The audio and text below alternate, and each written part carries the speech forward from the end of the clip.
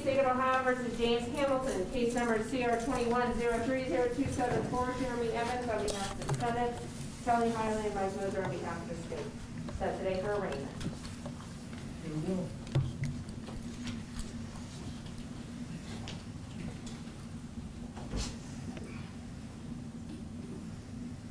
Do you wish to proceed here with respect to arraignment, Mr. Evans? Good morning, Your Honor. Jeremy Evans on behalf of James Hamilton, who appears in person. Mr. Hamilton is 42 years old. He's able to read, write, and understand the English language, having earned his GED. He is a U.S. citizen born in Hamilton County, Ohio.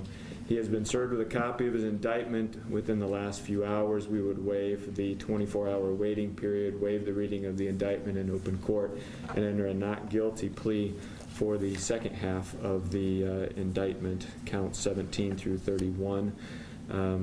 We would ask to be heard on the issue of bond, enter a plea of indicated enter a plea of not guilty. I would indicate also to the court that if the court is interested in tracking these cases together, I'm available for a plea or trial in 2 weeks. I did file a notice of appearance of counsel request for discovery and bill of particulars today, Your Honor. I just met him today, so there's a lot of information that needs to be gathered. And has he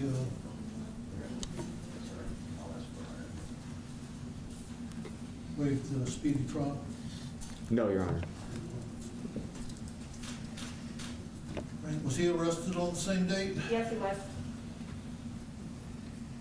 90 days is calculated at May 28th. If the 28th of February was the date of arrest, Your Honor.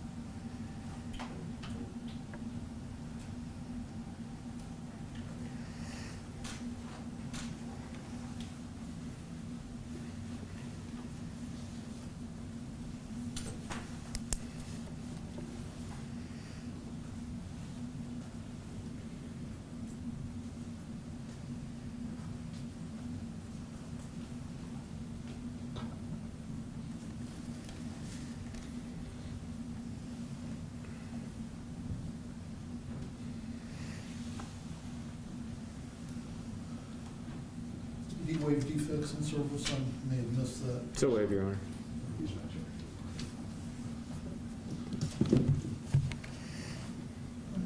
You wish to be heard on bond? Yes, Your Honor. Proceed. Thank you. Understanding that these co-defendants are charged for a course of conduct alleged to have been enacted together, I would indicate to the court under the criminal rules he is not charged with murder or felony of the first degree, although his charges are serious. Would indicate to the court that he has been a resident of Butler County for the last 9 years or so. He indicates to me that although he does have some prior felony history, it has been since about 2007 that he's had any contact with the court on a felony level. He's not on any probation, parole, post-release control, reporting to any other courts at this time. He is an electrician, has been employed through the same company for about 7 years. Would indicate to the court that he has no source of income, obviously, while he's incarcerated. And as the rules anticipate the court considering a bond, that would be something that he would potentially be able to meet on anything other than a murder or a felony of the first degree. We would ask the court to consider setting bond significantly lower than the co-defendant, given the charges in this matter. State wish to be heard? Yes, Your Honor. The charge against this defendant, while not murder, certainly based upon the evidence that will be presented, will show acting with the other defendant in this case in concert with certain issues. The defendant is charged with second-degree kidnapping, and that is a very serious offense. Multiple counts, actually, along with others. The defendant does have a prior criminal record, burglary, 1999. Later on, weapons under disability. This defendant represents a threat, and as a result, we ask for a substantial bond. The his co-defendant has a $2 million bond while he's not charged with murder. The allegations of his participation in that egregious offense certainly would justify making sure that this defendant is available for trial. We're asking for $1 million bond with respect to this defendant. Anything else you'd like to say with respect to bond, Mr. Evans? I've made my argument to the court. Thank you, Your Honor. Very well. Right, we'll set this matter for trial on May 24th, 2021 at 8:30 a.m. We'll deal with any issues regarding whether they should be tried together at a later date.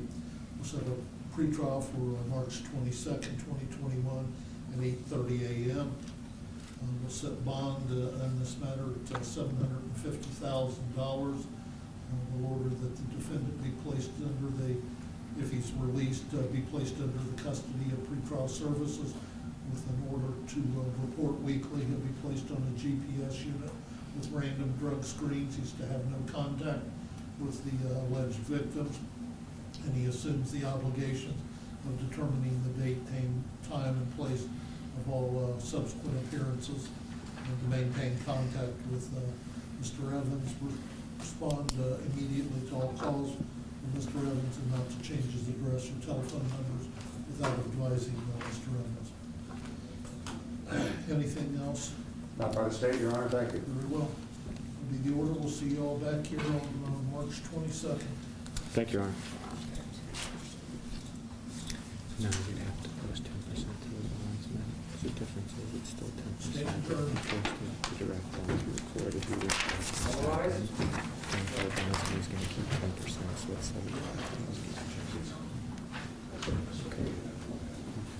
December, this is for you. You're coming back on March 22nd for your next hearing. That's 2 weeks from today. Your trial is currently scheduled for May 24th. That doesn't mean that has to be the day it's going to happen. The judge wanted to go ahead and schedule one just in case to make sure your rights are not violated. Okay? Yes, sir. Okay. I'll be able to see you in about a week. All right. Thank you, sir.